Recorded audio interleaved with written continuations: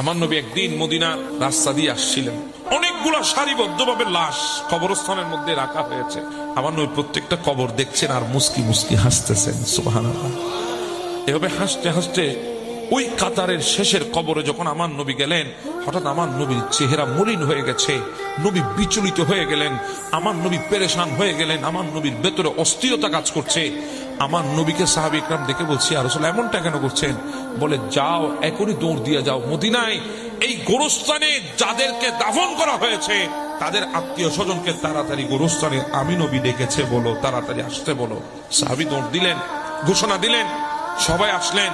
আমার নবী বলে, ও আমার আল্লাহর বান্দা বান্দিনীরা, এই কবরের যারা পরিবার পরিজন আছো, কে কার আত্মীয়, তোমরা সেই কবরের পাশে দাঁড়িয়ে যাও। সবাই যার যার আত্মীয় কবরের পাশে দাঁড়িয়ে গেছে, ওই কবরের পাশে কেউ দাঁড়ায় নাই। আমার নবী বলে, সাহাবী তুমি কি বলো নাই? বলি, ইয়া রাসূলুল্লাহ বলেছি। বলে, আবার যাও, তাড়াতাড়ি ডেকে নিয়ে আসো এই কবরের আত্মীয় স্বজন কে আছে তাকে ডেকে আনো। সাহাবী দৌড় দিচ্ছে, দেখে একজন বৃদ্ধ মহিলা লাঠির উপর ভর দিয়ে দিয়ে এসেছে। জিজ্ঞাসা করা হয়েছে, আপনি?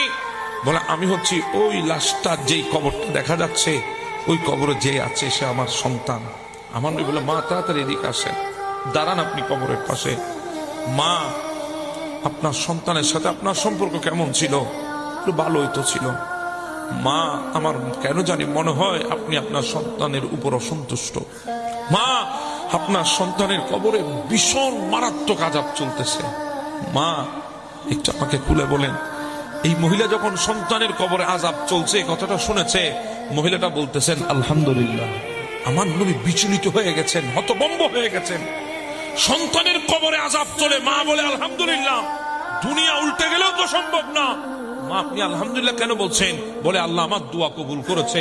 বলে, কিসের দোয়া? তখন ওই মহিলা বলে, ইয়া রাসূলুল্লাহ, সময় এমন ছিল, আমার সন্তান যখন দুনিয়ায় এসেছে, আমার স্বামী দুনিয়া থেকে চলে গেছে, আমি দ্বিতীয় বিবাহে বসি নাই। যদি আমার সন্তানের কোনো কষ্ট হয়, আমার জিন্দেগিতে যদি স্বামী আসে, ওই স্বামী যদি আমার সন্তানকে মেনে না আনে, আমার সন্তানের কষ্ট হবে, সেজন্য আমি দ্বিতীয় বিবাহ করি নাই। সন্তানের জন্য যৌবন শেষ করে দিয়েছি, জিন্দেগি শেষ করে দিয়েছি, সন্তানকে বড় করেছি, মানুষ করেছি। এরপরে একজন সম্ভ্রান্ত ফ্যামিলির মেয়ের সাথে আমার সন্তানের বিয়ে দিয়েছি। সেই সন্তান বউ পেয়ে আমাকে এমন ভাবে ভুলে গেছে, আমার সন্তান আমার খবর নিত না, আমার সাথে কথা বলতো না। একদিন আমার ওই পুত্রবধূ কি বলেছে আমি জানি না, আমার সন্তানটা এসে আমার এমন ভাবে মারছে, ইয়া রাসূলুল্লাহ 3 দিন পর্যন্ত বেহুশ ছিলাম বারান্দায়। সন্তান আমার হুঁশ ফিরাই নাই, আমাকে দেখতেও আসে নাই।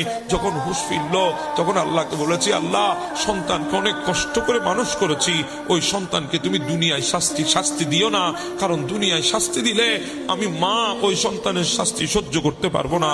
আল্লাহ যা দিবা কবরে দিবা, সেখানে তো আমি দেখবো না। আজকে আপনি বলছেন আমার সন্তানের কবরে আযাব চলছে, তার মানে আল্লাহ আমার দোয়া কবুল করেছে, জন্য আলহামদুলিল্লাহ বলেছি। দেখেন কত মারাত্মক কথা, চিন্তা করেন। আমার নবী বলে, মা আপনি মাফ করে দেন, আপনার সন্তানের কষ্ট হচ্ছে বেশি। বলে, ইয়া রাসূলুল্লাহ, আপনি আমারে বলেন, আমার জিন্দেগিটা বের করে আপনাকে দিয়ে দেব, এরপরও সন্তানকে ক্ষমা করার কথা আমাকে বলবেন না, আমি সেটা রাখতে পারবো না। তখন আমার নবী হাত তুলে বলে, আল্লাহ, এই মহিলার চোখের পর্দা উঠাই দাও, সে যাতে তার সন্তানের কবরের আযাব দেখতে পারে, আল্লাহ তার চোখের পর্দা উঠাই দাও। আমার নবী দোয়া করতে দেরি, ওই মহিলার চোখের পর্দা উঠে গেছে। ওই মহিলা কবরের আযাব দেখে এমন এক বিকট শব্দে চিৎকার করে মুহূর্তে বেহুশ হয়ে জমিনের মধ্যে পড়ে গেছে।